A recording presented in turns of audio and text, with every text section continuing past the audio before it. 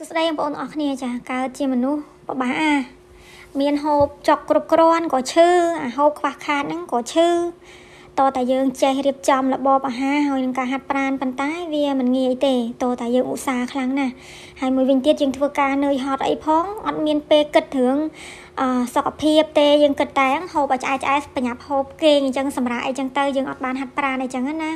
ให้มวยวินเตียยังกึดตักลุนยังเนยขมงจ้ะยังเนยขมงจังเงือเวียมันมาเตยังเนยสกปรกล้อโฮบสบังยบล้างดูปลุกลำล้างเงือบโชว์ประจันนั้นยังเนยมีเงินหลังอ่ะហើយសម្រាប់តែយើងចូល30ជាងចូល40ហ្នឹងចូលបាក់កន្លងទើបអាចជំងឺហ្នឹងវាចេះតែឡើងមកប៉ុន្តែបច្ចុប្បន្ននេះក៏ងាយដែរដោយសារតែរបបអាហារសម្បូរបែបពេកក៏ធ្វើឲ្យមនុស្សឈឺកាន់តែច្រើនដែរជាពិសេសគឺជំងឺនៅប្រទេសកូរ៉េខាងត្បូងជំងឺទឹកនោមផ្អែមបងប្អូនគ្រាន់តែឆ្នាំ2023ទេអ្នកកើតជំងឺទឹកនោមផ្អែមជាង150000នាក់ហ្នឹងគេគិតតែពីអាយុ19ទៅដល់39ទេចា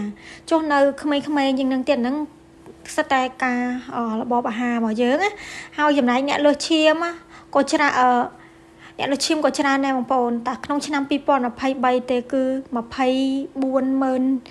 អ្នកជាងដែលកើតជំងឺលើសឈាមចាអញ្ចឹងរបបអាហារកាន់តែច្រើនដូចថាសម្បូរបែបក៏ធ្វើឲ្យយើងសុខភាពមិនល្អដែរអញ្ចឹង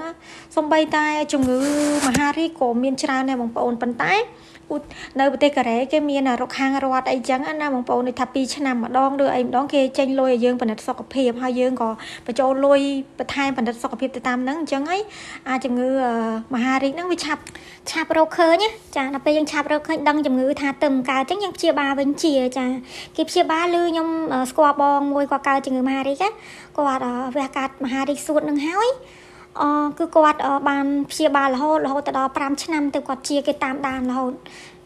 ប៉ុន្តែគាត់ថាគាត់អត់មានជក់បរិយឬក៏ហូបស្រាទេហេតុអីបានជាគាត់កើតមហារីកសួតវាទៅលើមជ្ឈដ្ឋានជុំវិញខ្លួនគាត់ហើយមួយវិញទៀតបងប្អូនយើងអាំងសាច់ជ្រូក3ជាន់ណាគេហៅសាំចាប់សាល់អីហ្នឹងអានឹងចូលក្នុងច្រមុះរបស់យើងអីសិតតែកើតជំងឺមហារីកសួតឬក៏ខ្លាញ់ពងអីផ្សេងហើយមួយវិញទៀតដូចជាយើងនៅក្នុងផ្ទះយើងមិនប្រើហ្គាសទៅដូចជាផ្ទះថ្មផ្ទះអីវាអត់មានបញ្ចេញទេអញ្ចឹងហើយវាអាប់អួរចូលទៅក្នុងច្រមុះយើងអីចឹងវាធ្វើឲ្យយើងកើតមហារីកសួតក៏មានហើយជាពិសេសអាខ្លាញ់បំពងនឹងតែម្ដងយើងនៅផ្ទះខ្លួនយើងបំពងម្ដងយើងហូបចុះបើយើងទៅក្រៅ